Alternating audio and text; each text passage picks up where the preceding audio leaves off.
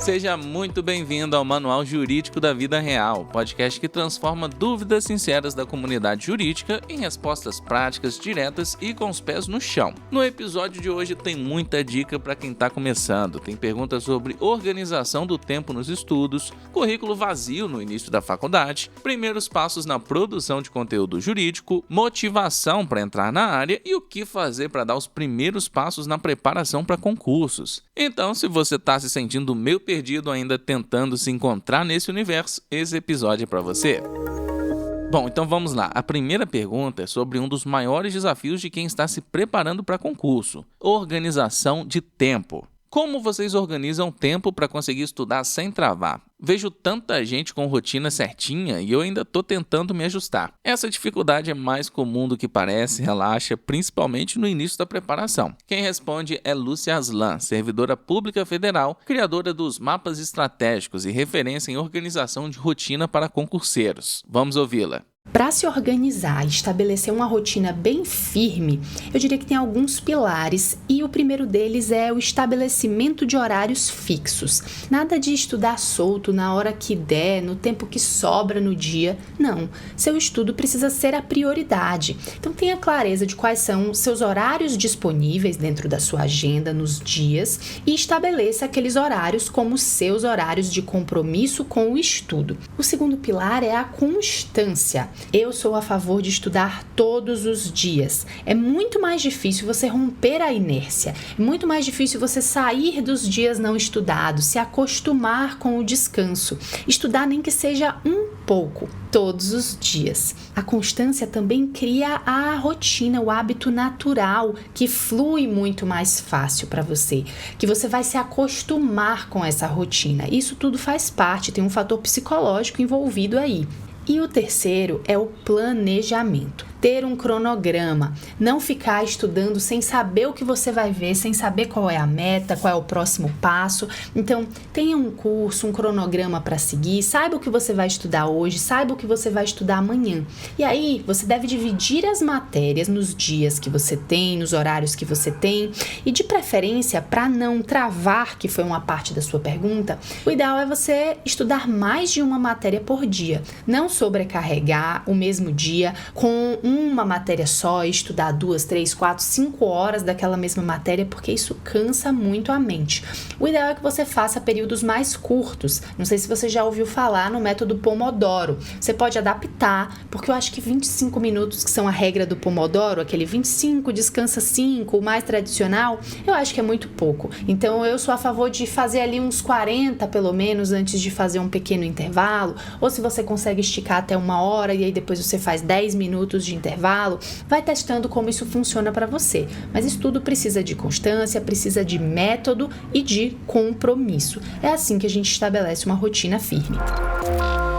A próxima pergunta é de uma estudante que está começando o curso e já sentiu aquele frio na barriga ao olhar para o currículo em branco. Vou para o segundo período em Direito e meu currículo está sem nada, mas preciso iniciar um estágio na área. Quais cursos posso fazer para começar a enriquecer ele e assim garantir uma boa vaga? Detalhe, preciso de um estágio remunerado. Esse começo é desafiador e saber realmente por onde começar faz toda a diferença para abrir as primeiras portas. Quem responde é Caterine Lallier, estudante de Direito, estagiária, conselheira da CAED OAB Mato Grosso do Sul e criadora de conteúdo digital voltado para estudantes da área jurídica. Primeiro de tudo, é entender que o seu currículo não está sem nada. Você já está indo para o segundo período de Direito, ou seja, você já passou pelo primeiro semestre.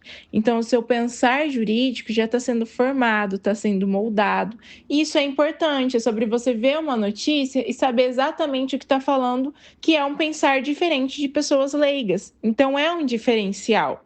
Então, assim, logicamente, alguns estágios são para semestres mais avançados, porque já é quase um jovem advogado, por exemplo. Só que outros, de fato, é para te ensinar o que a faculdade não te ensina desde o início. Então, não se cobrar tanto também é essencial, mas, acima de tudo, se qualificar, que são os cursos. Um curso que eu acho extremamente importante é o curso de oratória. Porque a oratória, ela está presente em tudo na nossa vida. Seja ela numa entrevista para estágio, numa entrevista para emprego, em você falar lá na frente da sua turma apresentando um trabalho, ela está presente. Quando você vai conversar com alguém, fazer um networking, a oratória sempre está ali. A sua forma de falar, a sua forma de gesticular, ela fala mais para você e sobre você do que a sua fala de fato, sabe? Então é muito importante. E um curso que o pessoal acaba negligenciando um pouco, deixando de lado, e é extremamente importante,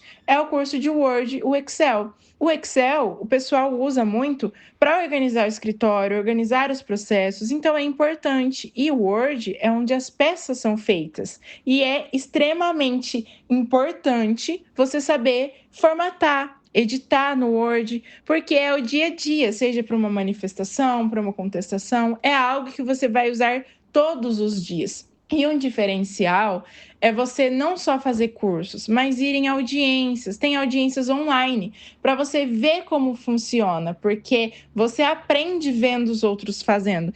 Então também é muito importante. E uma dica final é: não se frustre com os nãos. Os não são extremamente importantes para a nossa vida. A gente saber onde tem que melhorar e às vezes o não é para livrar algo que não era para ser da gente, porque vem algo melhor. Então a dica é sempre cabeça erguida e o não eu já tenho. Vamos atrás do sim agora. Tomei o não? Ok, vão vir outros sim. A próxima pergunta vem de quem está se preparando para entrar com tudo na vida de concurseiro. Qual seria uma dica infalível para os estudantes de direito que pretendem entrar na rotina de concurso público? Quem responde é Patrícia Coutira Duca, advogada pós-graduada em Direito Médico, Direito dos Autistas e Direito do Consumidor, atualmente focada nos concursos da área de tribunais. A minha dica para quem está iniciando no mundo dos concursos públicos é entender qual é a sua rotina e estabelecer um período de estudo dentro dela. Por que eu dou essa dica? Porque o concurseiro ele é muito animado, ele é muito empolgado, mas essa empolgação ela não dura muito tempo. Então, nós vemos que quando as pessoas começam a estudar, a maioria é muito empolgada na primeira semana, na segunda semana, depois de um mês já não tem mais aquela empolgação. E aí começa a estudar só uma vez na semana, vai passando o tempo, uma vez a cada 10 dias, e a rotina, ela que vai ajudar a pessoa a passar no concurso público. Então, é muito melhor você estudar um pouquinho todos os dias do que você estudar 6 horas só nos finais de semana. Então, a minha dica é essa: procure na sua rotina horários que você possa se dedicar. Eu trabalho o dia todo. Na hora do almoço, tenta tirar ali, 30 minutinhos para você resolver questões ou para você fazer a leitura de um PDF, porque é muito mais importante você desenvolver o hábito de estudar todos os dias um pouquinho do que deixar para estudar tudo quando o seu edital já tiver sido publicado. Então, é melhor eu estudar todos os dias 30 minutos do que deixar para estudar tudo quando o edital sair. Porque dependendo do concurso que foi selecionado, o candidato não consegue ver todo o edital no pós-edital, depois que ele já foi publicado. Então, essa é a minha principal dica, é o superpoder de fazer um pouquinho todos os dias. Uma outra coisa que eu também posso acrescentar é que quem estuda pouco por dia também passa, porque em tempos de Instagram nós vemos que tem pessoas que postam, eu estudei 10 horas, 12 horas por dia, e nós sabemos que essa realidade ela é muito distante para uma pessoa que talvez que trabalha e ainda está na faculdade.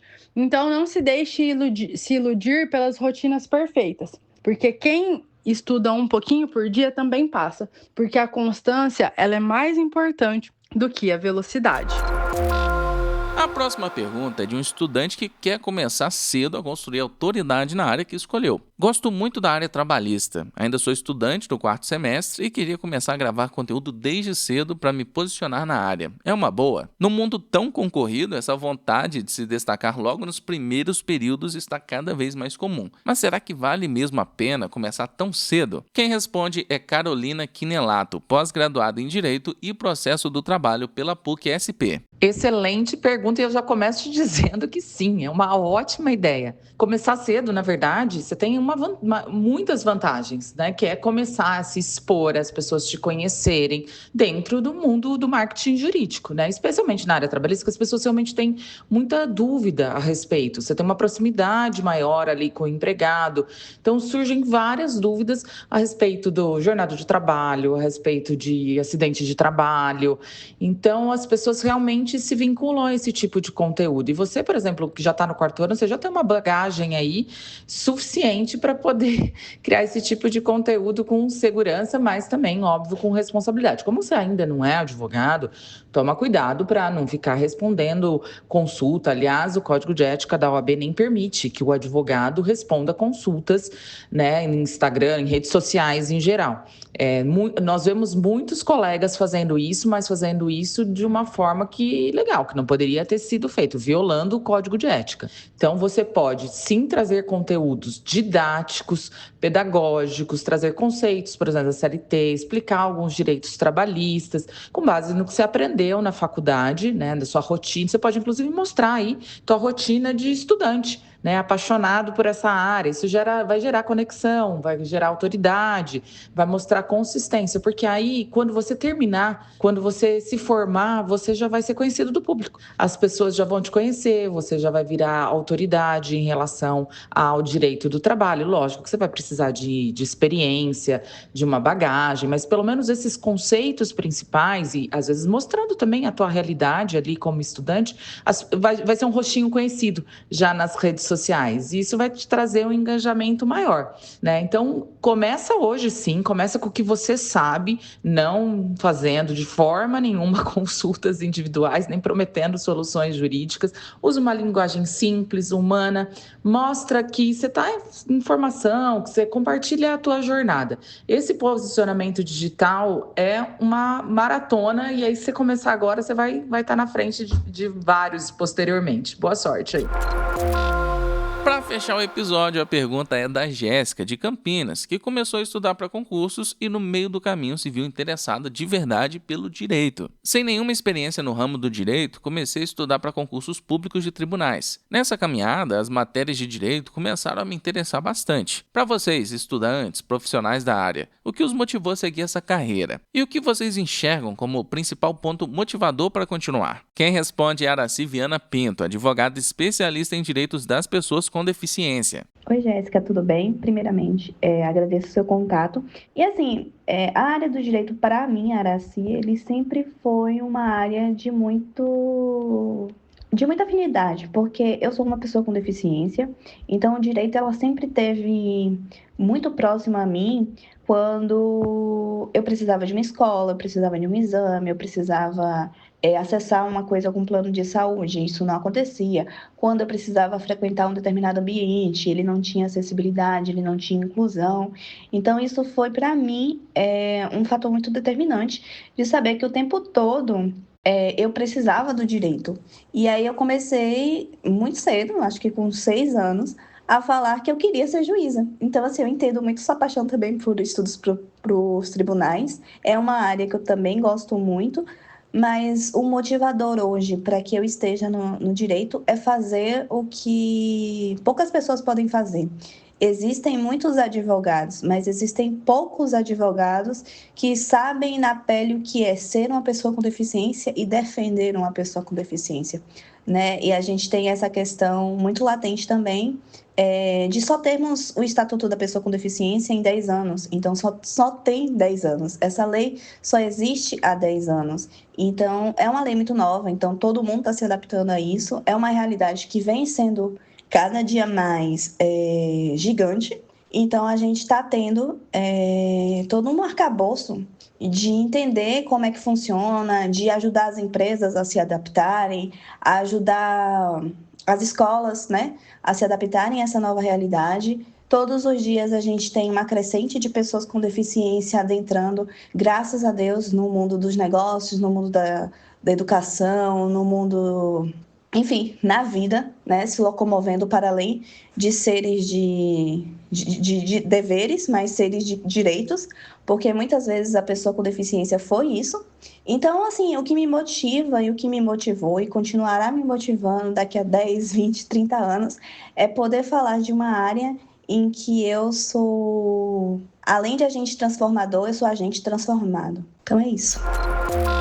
Mas fala aí, conseguiu se identificar com alguma dessas perguntas? Se alguma resposta te deu mais clareza, te ajudou ou tirou um peso das suas costas, compartilha esse episódio lá no Instagram. Tira um print, posta nos stories, a gente vai adorar ver a sua participação. Marca a gente lá, @lo.lerer. Isso ajuda bastante, a gente tá sempre repostando todo mundo que acompanha aqui o programa. E se você não sabe como a sua dúvida pode vir parar aqui no podcast, é simples, é só você acessar a nossa newsletter jurídica. No final de toda edição tem um espaço exclusivo para você contar o que tá pegando. A gente lê tudo com atenção e quem sabe a próxima resposta não seja para você. Esse foi mais um episódio do Manual Jurídico da Vida Real, onde a dúvida de um vira resposta para muitos. A gente se encontra na semana que vem. Até lá!